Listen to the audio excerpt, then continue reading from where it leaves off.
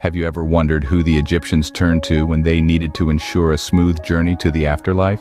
Meet Anubis, the ancient Egyptian deity of cemeteries and embalming. Anubis, often depicted with the black head of a jackal, was a key figure in Egyptian rituals related to death and rebirth. Why a black-headed jackal, you ask? Well, black was seen as a symbol of good fortune and rebirth, representing the fertile soil of the Nile, essential for annual crop growth. Jackals, on the other hand, were creatures associated with death, as they were often found lurking around cemeteries, feeding off decomposing flesh. By making Anubis the patron deity of these creatures, the Egyptians aimed to protect the bodies of the deceased from being devoured. Thus, Anubis, the patron deity of jackals, was entrusted with the critical task of guiding the deceased into the afterlife.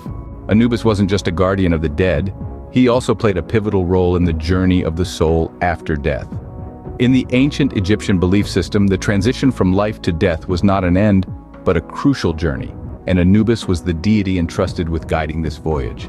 One of Anubis's most important roles was in the Hall of the Two Truths. This sacred space was where the hearts of the deceased were weighed against Ma'at's feather of truth. Ma'at, the ancient Egyptian concept of truth, order, and balance, was symbolized by an ostrich feather. The heart, believed to be the seat of the soul and emotions, was thought to bear the weight of the individual's earthly deeds. Anubis, with his scales of justice, would weigh each heart against the feather. If the heart was lighter than the feather, it indicated a life well lived, marked by truth and balance. The soul of the deceased would then be allowed to pass through the underworld, or duat, and into the afterlife. However, if the heart weighed more than the feather, it signified a life burdened by falsehood and imbalance. The soul would then face a grim fate. Ammit, the devourer, a hybrid deity with the head of a crocodile, the body of a lion, and the hindquarters of a hippopotamus, would devour the heart, essentially erasing the person's identity and destroying the soul. This ritual underscores the significance of Ma'at in ancient Egyptian culture. Death was not feared, but seen as a vital part of the cycle of life, order, and balance. The Egyptians believed that to achieve eternal peace in the afterlife, one had to lead a balanced and truthful life.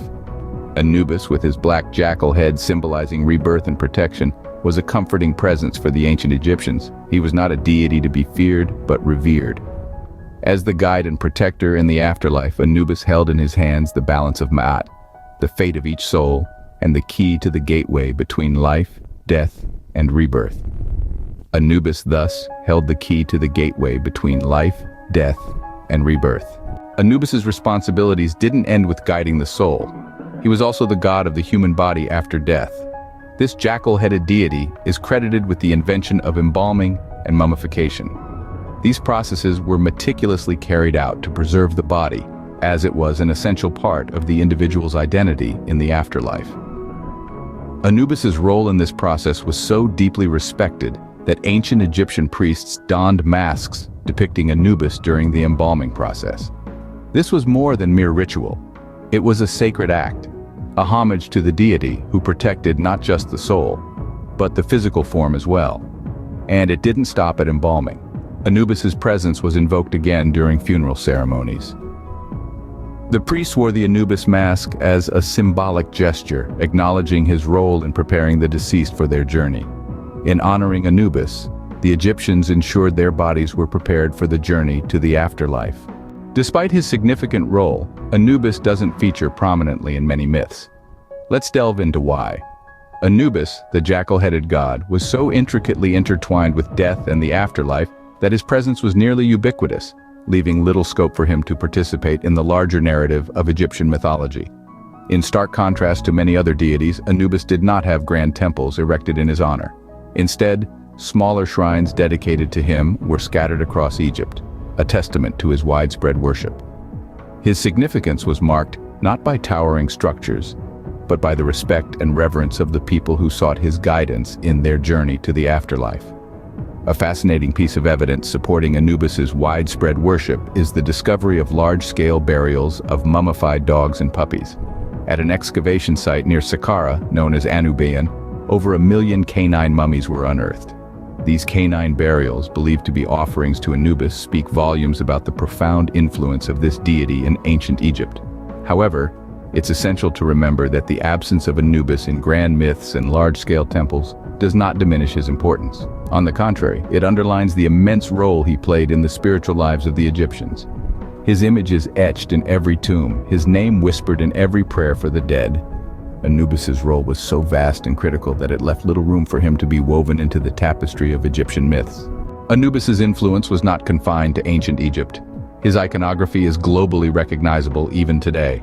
As the deity who shepherded the souls of the departed through the journey to the afterlife, Anubis held a place of high honor in the Egyptian pantheon. His significance can be seen in the countless shrines dedicated to him, and in the vast burial sites filled with mummified dogs, a symbol of his association with the jackal. In modern times, Anubis's distinctive image, with the body of a man and the black head of a jackal, continues to captivate our collective imagination, making appearances in art, literature, and popular culture.